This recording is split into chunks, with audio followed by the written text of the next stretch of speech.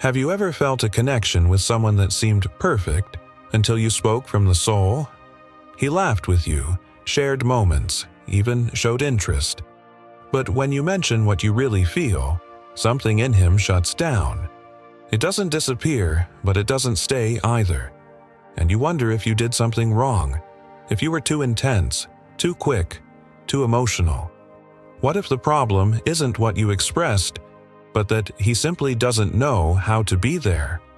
Carl Jung said, "What we do not face in ourselves, we project. And some men project love, without knowing how to sustain it." We live in a culture that has conditioned men to view emotions as a threat. From a young age, they are taught that crying is weakness, that talking about what they feel is unnecessary, that showing vulnerability is a loss of power. They grow up learning to block out what hurts, to harden themselves in the face of what moves them, to feign indifference when in reality they don't know how to process what they feel. And this programming doesn't disappear with maturity. On the contrary, it becomes more deeply rooted, camouflaged under phrases like, "That's just how men are," or "I need time to sort myself out." When a man avoids talking about emotions, it's not always out of malice or coldness. He does so because he's been trained to survive emotionally by closing the door on what he feels. And that denial isn't resolved with love, patience, or more effort on your part. It's not your responsibility to teach him how to feel. It's not your duty to open the heart he's sealed himself off to. The world applauds these men. They're successful, charming, functional. They know how to hold small talk, be funny, and appear attentive.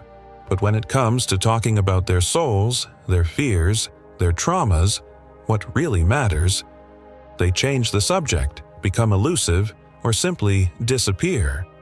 And you, who are capable of looking deeply, begin to doubt yourself. Because in their apparent goodness lies a silent confusion. They're not toxic, but they're not available either. They're not bad, but they're not present either. And that's what's most confusing. The lack of emotional clarity disguised as kindness. Many women have been taught to confuse attention with connection, and politeness with maturity. And that's why when they meet a man who doesn't hurt, who doesn't insult or manipulate, they think that's enough. But it isn't. Because being with someone who doesn't hurt you isn't the same as being with someone who knows how to support your inner world.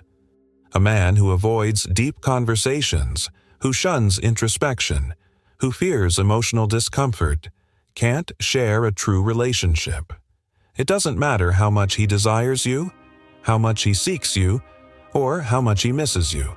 If he's not emotionally available, everything you build will be fragile. And yet, many women insist, because they've been raised to understand, to wait, to be patient. They think that if they are gentler, more flexible, more loving, he'll change. But that doesn't happen, because transformation isn't born from the effort of the one who loves, but from the awakening of the one who dares to look within. And as long as he doesn't look, you wear yourself out trying to be the version of yourself that doesn't bother his shadow. Carl Jung said that what we repress becomes a shadow. And the shadow of many men is precisely that, their abandoned emotional world. Not because they don't have emotions, but because they've been trained to deny them, disguise them, or project them. So when you arrive with an open heart, with the capacity to feel deeply, with the will to truly connect, they feel it as an invasion. They don't know how to respond. They feel threatened, even if they don't say so. And they react as they learned, with distance, with evasion, with silence. But the problem isn't you. The problem is that no one taught them that loving is also feeling, and that a healthy relationship is not built with physical presence, but with emotional availability. There comes a time when a woman who has loved from the moment of surrender begins to look inward. After so many times feeling that his depth frightens, that his tenderness overwhelms, that his need for truth bothers her, she begins to ask herself a more radical question. Why do I insist on building bridges to someone who doesn't even know what's inside them? And it's not a question born of rage. It's born of exhaustion.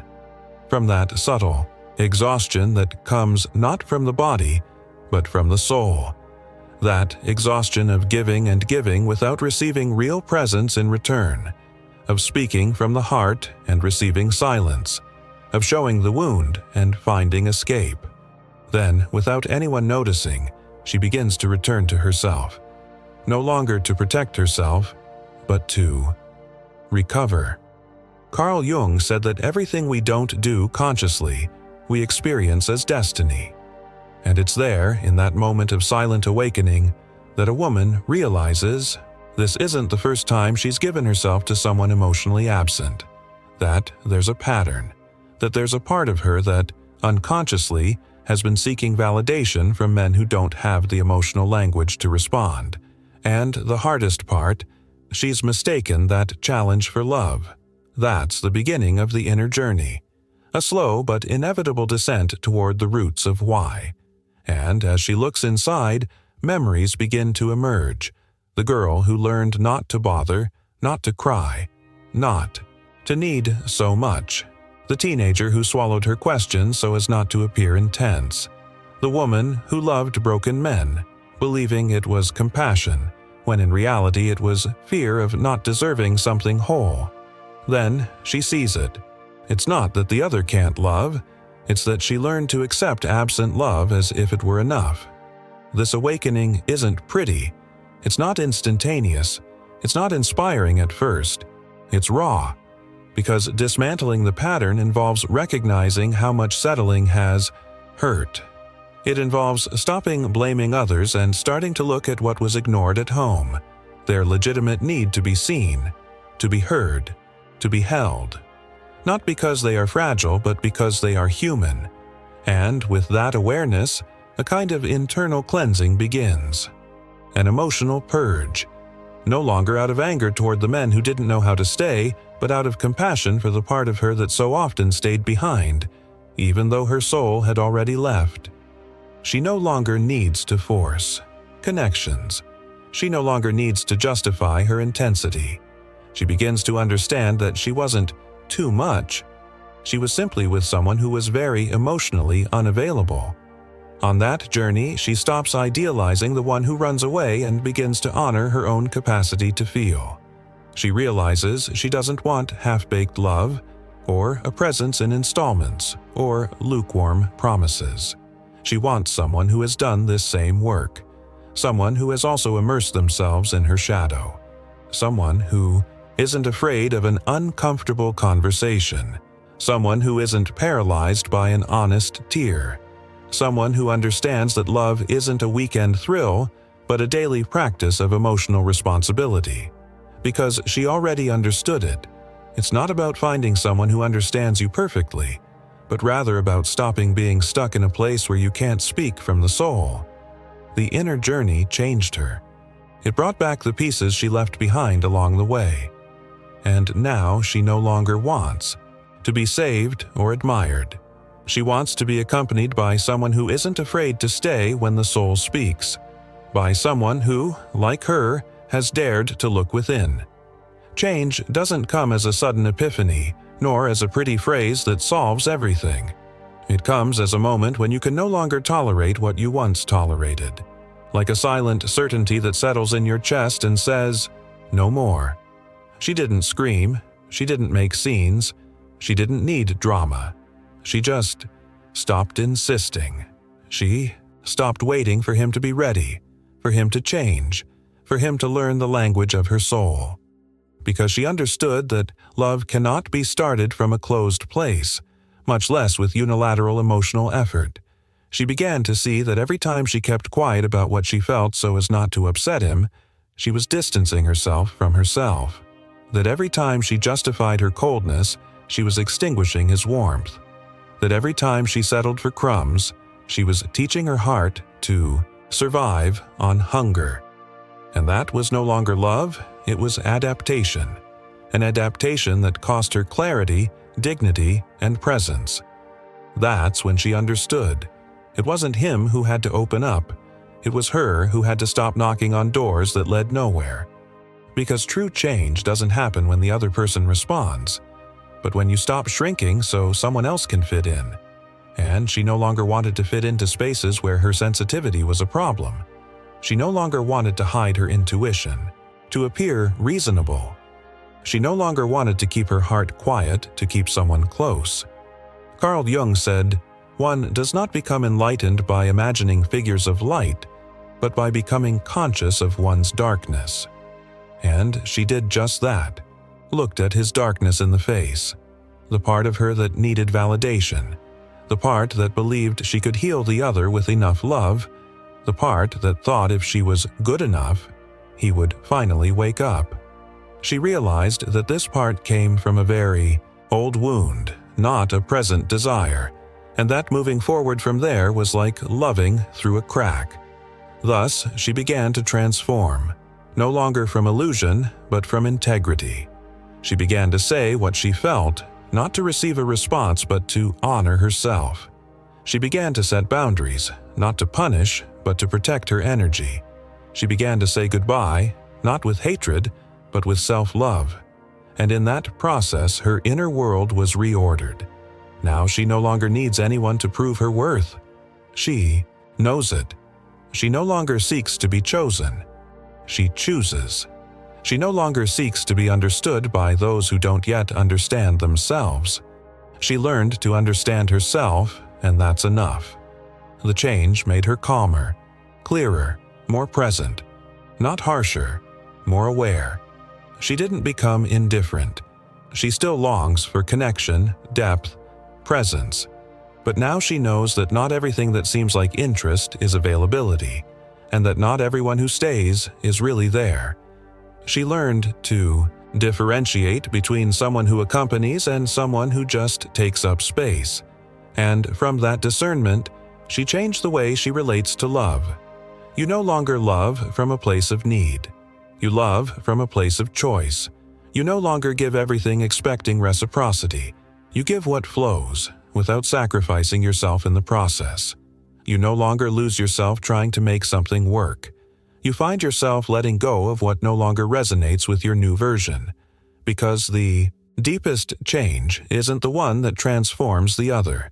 It's the one that transforms you in such a way that you no longer recognize yourself in the dynamics you once called love.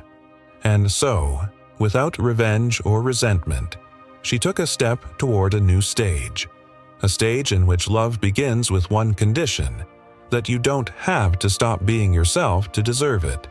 And then something silent happens, almost imperceptible from the outside, but radical inside. She stops waiting, not because she's hardened, but because she's finally awakened. She no longer looks to him for a sign, a phrase, a gesture that confirms that it's worth staying.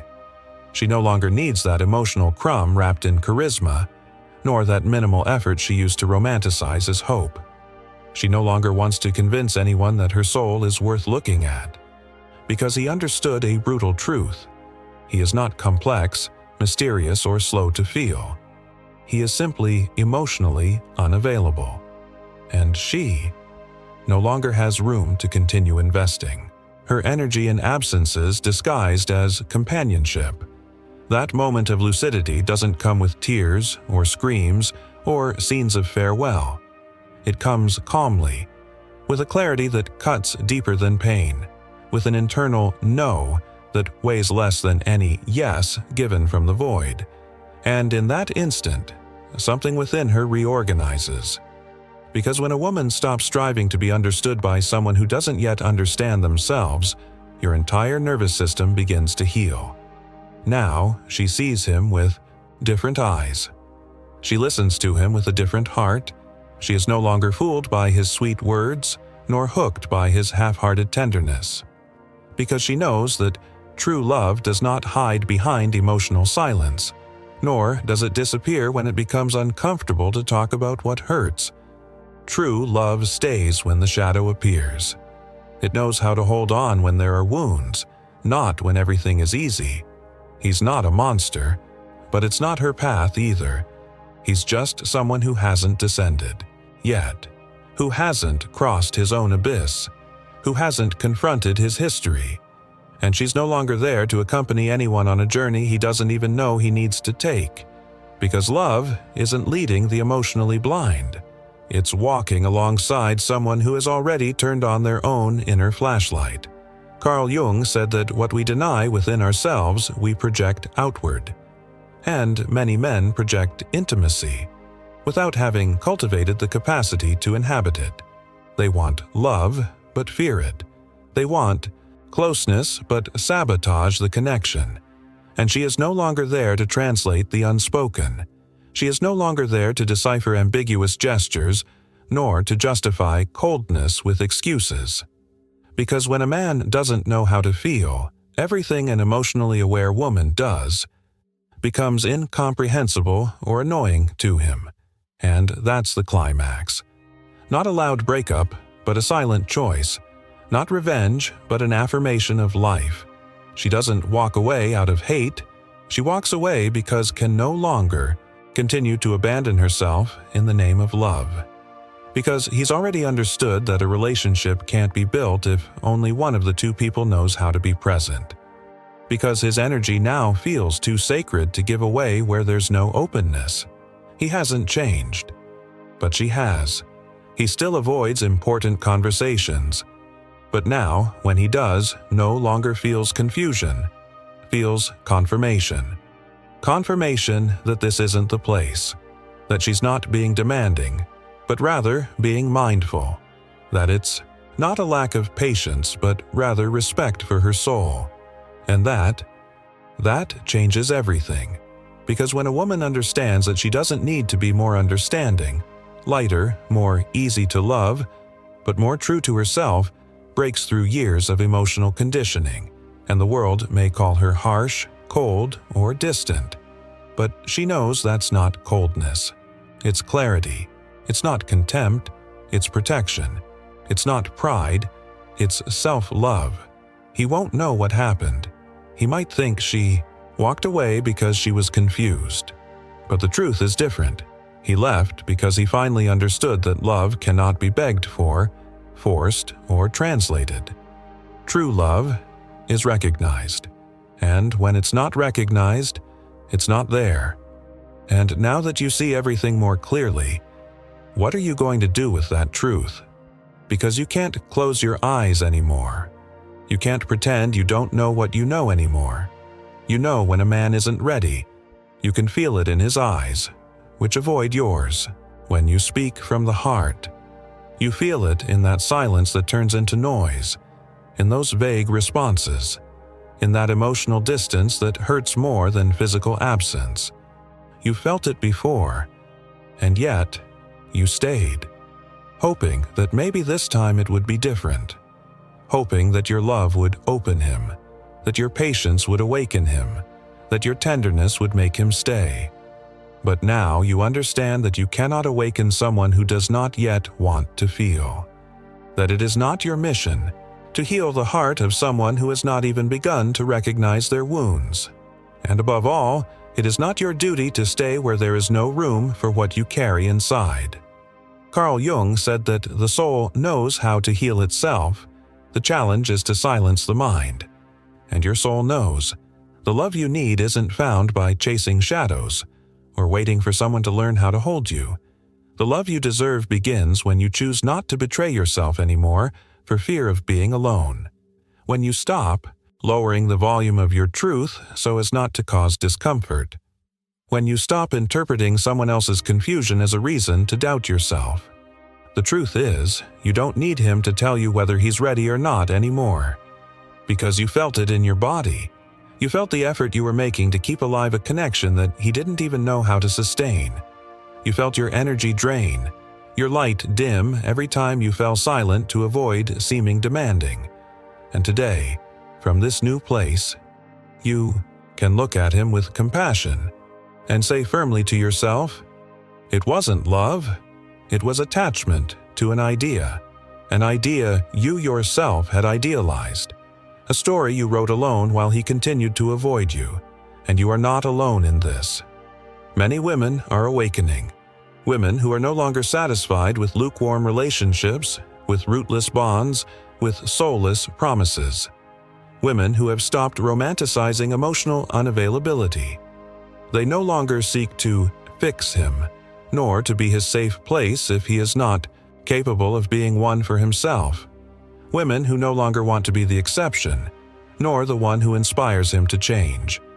They just want to be seen, heard, held, without having to prove their worth at every step.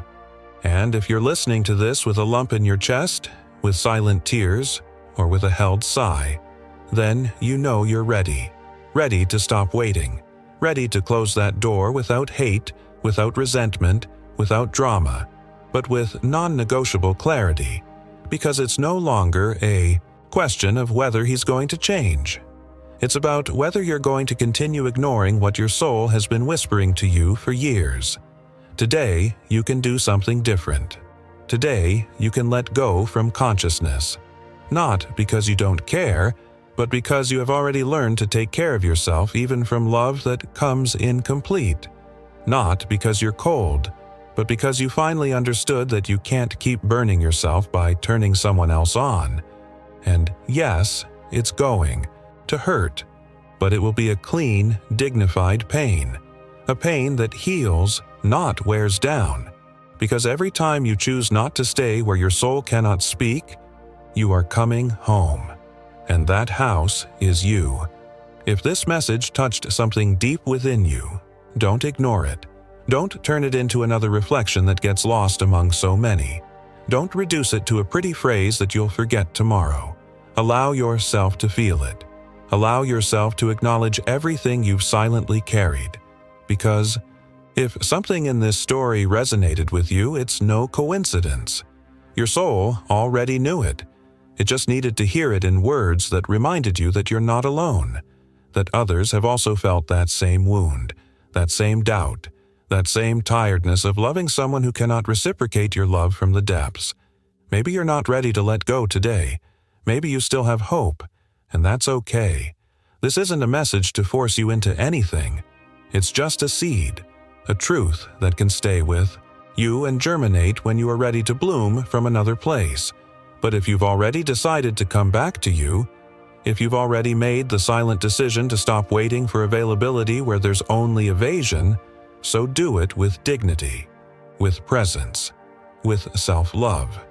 And if this message accompanied you in that awakening, share it with another woman who also needs to be reminded that she also deserves to feel understood without having to explain herself, who also deserves a love that doesn't ask him to shrink to fit.